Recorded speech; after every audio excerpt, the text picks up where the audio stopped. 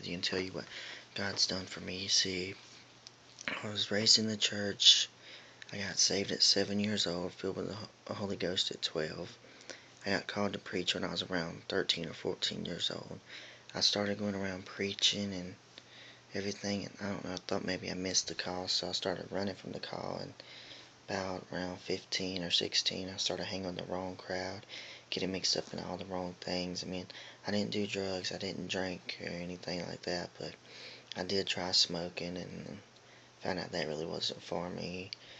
But I found the party lifestyle, and I live for going to parties and just living it up and dancing and having a good time, cutting up with the people at the parties and everything. And I found myself basically going from relationship to relationship. I mean, it became all about girls for me, and that led to a lust problem, which then led to an addiction with pornography.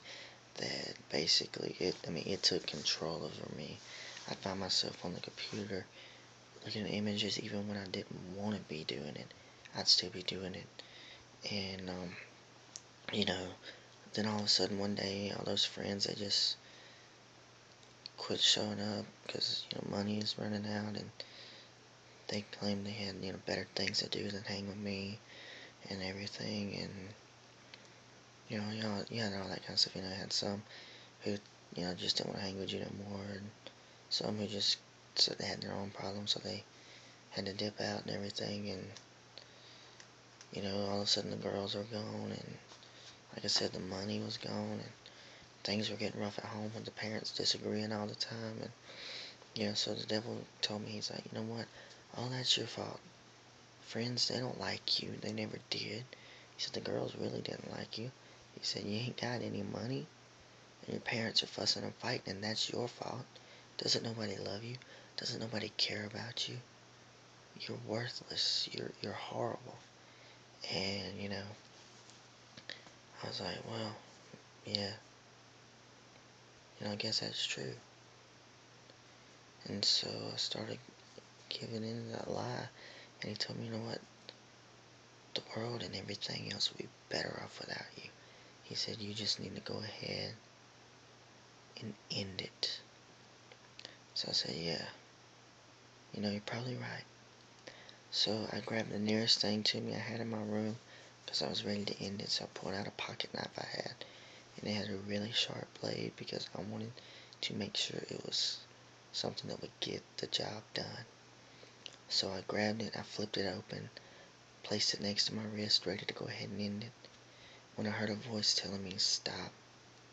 It says I was made for more, and said that he loved me, and my parents loved me, and yes, those friends may have walked out on me, but he never did. He's always there, and he always cared about me. So I couldn't go through what I was going to go through, because that shook me up. And I said, wow, really? I wasn't really ready to change. But then a couple days later, my mom, she came in my room, and she said, hey, would you like to go to church with me? And I said, yeah, I guess. Normally I would have said no, but that day it was different. I said yes. So I went with her. And, I had no intentions of going to the altar, no intentions of doing anything like that. My intentions was I was just going to go with her, sit on the pew, listen to the preaching, and the singing and all that, and then leave as soon as it was over. But by the time the altar call was called, I found myself in that altar, crying and praying, really feeling like things were changing. And, I wish I could say right there that that's where my testimony ends, and that I just kept going forward after that. But I can't, because the devil, he wasn't happy. I was turning my life on what he wanted me to do. He thought he had me destroyed, but then I ran from that he had. And so he knew he had to try to trip me up somehow. And he knew before one of my weaknesses was girls, so he thought I'll do it again. He sent a girl to start paying me attention. She started batting her eyes and giving me that little smile. And all of a sudden I was like putty in her hands.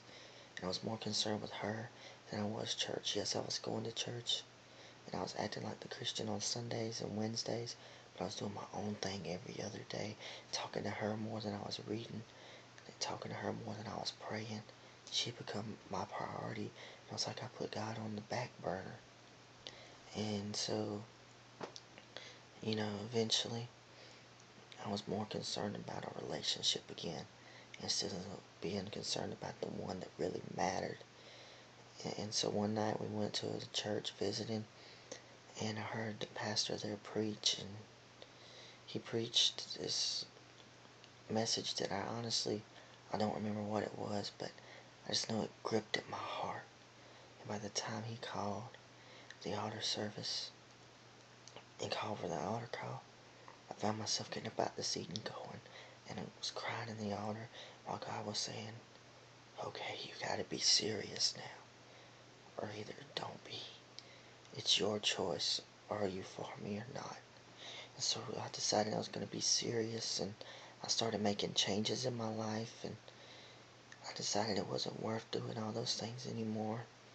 So I started going down the right path, and then I started, I went through the ministry school that's at my church, and, now I've been working in the ministry, helping out with the, like junior youth class at my church, and going around preaching and speaking and sharing my testimony at different places, because I want people to know what God did for me, He can do for them.